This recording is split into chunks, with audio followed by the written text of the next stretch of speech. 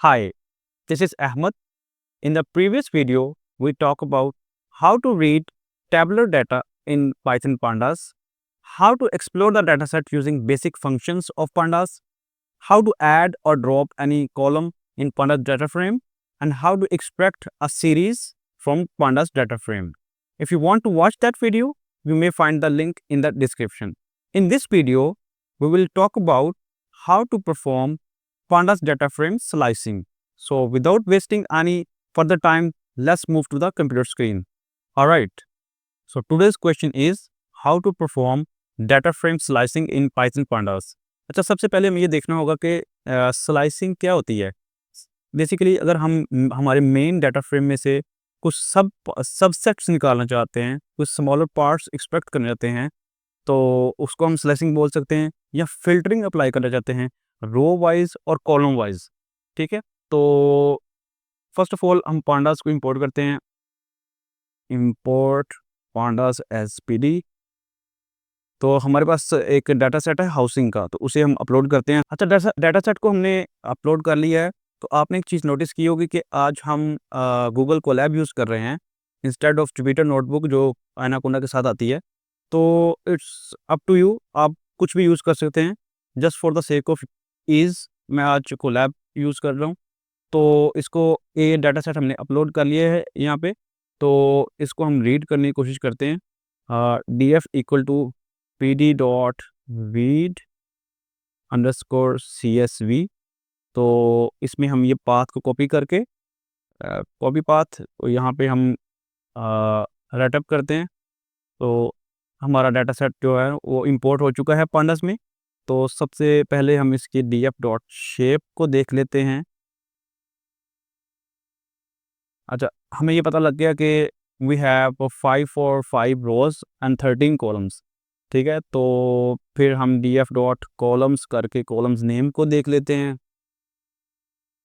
ठीक है, तो उसके बाद हम df डॉट हेड को देख लेते हैं कि बेसिकली डाटा सेट हमारा दिखता कैसे है।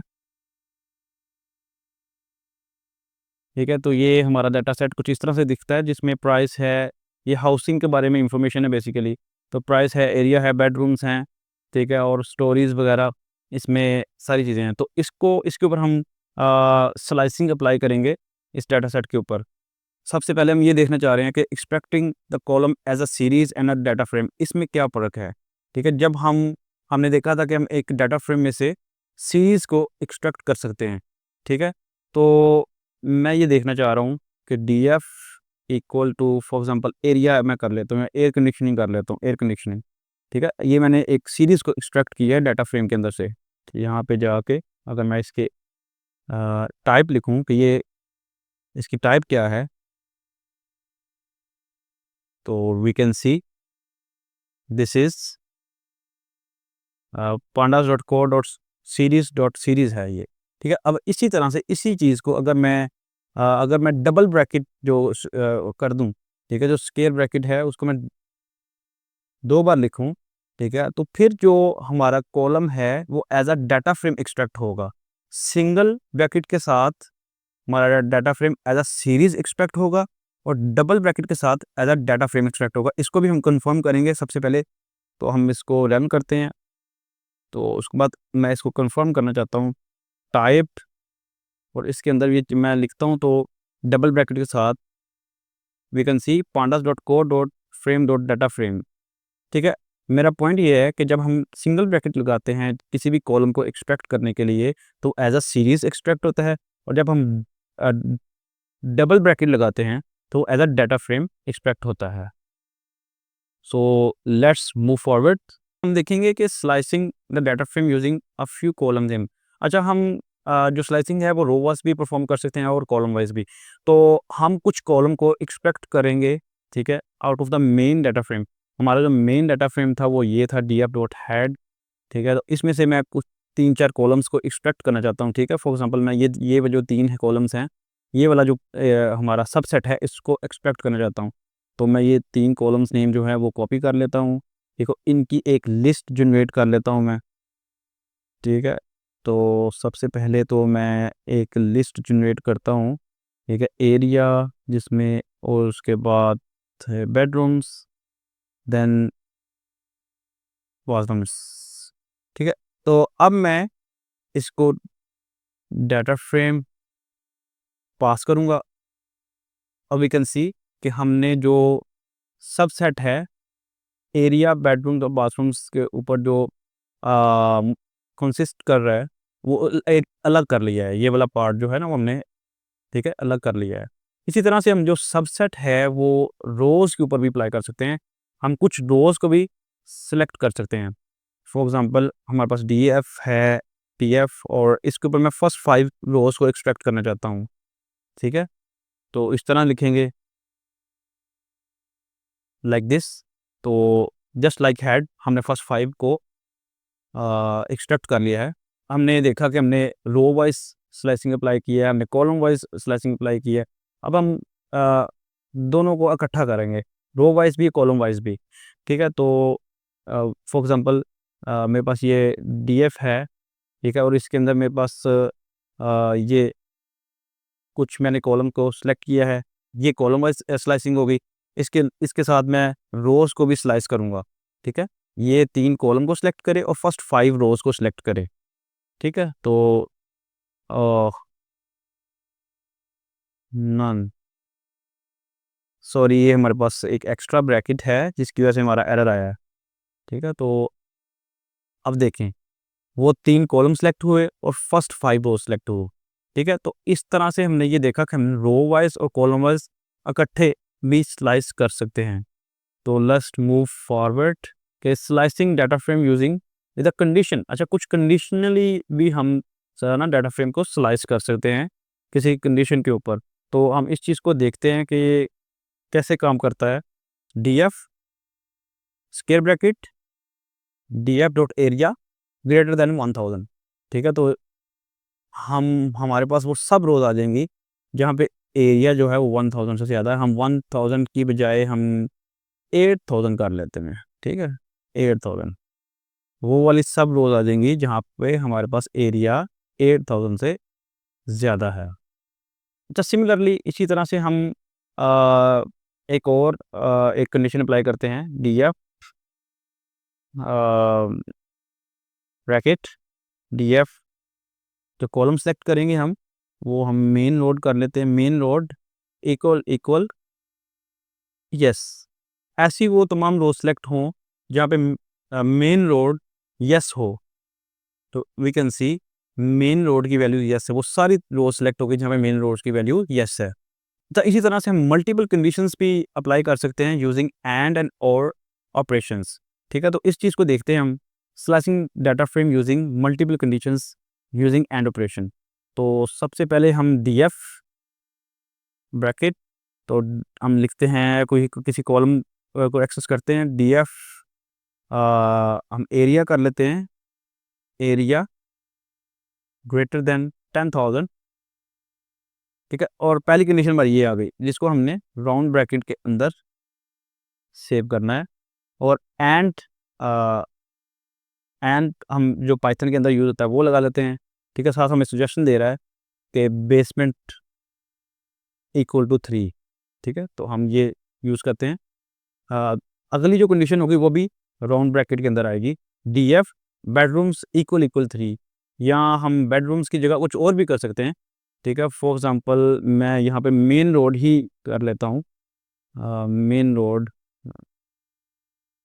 अ, main road equal equal yes. अच्छा, जो हमारी कंडीशंस आई हैं, ठीक है? उसमें 2 कंडीशंस हमने लगाई हैं, एरिया 10,000 से ज़्यादा हो एंड मेन रोड यस हो। तो ये वाली रोज़ को फ़िल्टर्स मुझे करके दो जहाँ पे एरिया 10,000 से ज़्यादा है और वो मेन रोड पे मौजूद है वो हाउस, ठीक है? तो ये हमारे पास वो कंडीशन आ गई है, area greater greater than 10,000 and main road के ऊपर वो लोकेटेड है, ठीक है? हमने मल्टीपल कंडीशंस को यूज़ किया और एंड हमने यूज़ किया, हम और ऑपरेशन भी यूज़ कर सकते हैं। इसी तरह से जब हम देखते हैं कि फ़िल्टरिंग जो है रोज़ की या स्लाइसिंग जो डाटा फ्रेम की है, वो डॉट क्यूरी फंक्शन को यूज़ करके भी हम कर सकते हैं। तो डीएफ डॉट क्यूरी ठीक है। इसके अंदर हम क्यूरी को पास करेंगे, जो फॉर एग्जांपल ये वाली हमने 2 कंडीशंस लिखी हैं, इसको हम क्यूरी के फॉर्मेट में ही लिख लेते हैं। वो इस तरह से कि area greater than 10,000 and main road equal to yes, ठीक है। तो वी कैन सी हमारे पास सिमिलर वही रिजल्ट आए हैं। डॉट क्यूरी एक फंक्शन है, इसके थ्रू भी हम मल्टीपल कंडीशन को अप्लाई कर सकते हैं, ठीक है। तो इसी तरह से slicing the data frame using dot values, हमारे पास एक फंक्शंस है df डॉट वैल्यूज, ठीक है। अगर इसके ऊपर भी हम फॉर एग्जांपल फर्स्ट 5 रोज को सिलेक्ट करना चाहते हैं, ठीक है, तो वैल्यूज को यूज़ करते हुए भी हमने फर्स्ट 5 रोज को फिल्टर कर लिया। बेसिकली ये भी एक तरह की फिल्टरिंग है। तो another way of filtering is slicing the data frame using dot column list. अच्छा, हमारे पास एक हमने डिस्कस किया था कि एक फंक्शन है डॉट df डॉट कॉलम्स, ठीक है, जो कि कॉलम्स लिस्ट को प्रिंट करता है। अगर मैं इनमें से फर्स्ट 5 कॉलम को सिलेक्ट करना चाहूँ, तो 0 कॉलम 5 मैं लिखूंगा, फर्स्ट 5 कॉलम्स के नेम्स आ जाएंगे। अगर मैं इसको डाटा फ्रेम में पास करूं, df bracket sorry like this, तो in this way we can also perform slicing of the data frame, ठीक है। डॉट कॉलम को यूज़ करते हुए भी हम डाटा फ्रेम की स्लाइसिंग कर सकते हैं, वेरी इजी, ठीक है। इसके अलावा स्लाइसिंग का एक और तरीका है, जो हम बेसिकली df डॉट हेड करते हैं, ठीक है, वो भी एक तरह की स्लाइसिंग है। df डॉट टेल जो हमारा फंक्शन है, वो भी बेसिकली स्लाइसिंग ही है, ठीक है। df डॉट सैम्पल ठीक है। तो इन तीनों फंक्शन में भी बेसिकली हम स्लाइसिंग ही परफॉर्म कर रहे हैं। तो फिल्टरिंग और slicing using select d types. अच्छा, हमारे पास एक फंक्शन है डाटा फ्रेम का df dot select underscore D types, include इसमें एक पैरामीटर है। तो इसको हम वो वाले कॉलम्स को फिल्टर आउट करना चाह रहे हैं जिनकी डाटा टाइप इंटीजर है, ठीक है। तो हम df dot select d types include equal to integer करके, तो इस तरह से हम फिल्टरिंग अप्लाई कर सकते हैं। इसी तरह से इसको हम कॉपी करें और नीचे राइटअप करें और इंक्लूड इंट की जगह पे हम ऑब्जेक्ट लिख देते हैं। तो हम इस तरह की कॉलम्स को हम फिल्टर आउट करना चाह रहे हैं जिनकी डाटा टाइप्स ऑब्जेक्ट है। तो very simple, df dot select d types, जो पैरामीटर इंक्लूड है उसमें हम ऑब्जेक्ट पास करेंगे, तो हमारे पास इस तरह से फिल्टरिंग हो जाएगी। तो आई होप आपको कुछ अंडरस्टैंड हुआ होगा। Please leave your comments in the comment section, and if you think this video bring value, consider subscribing to my channel and hit the bell icon. Thank you.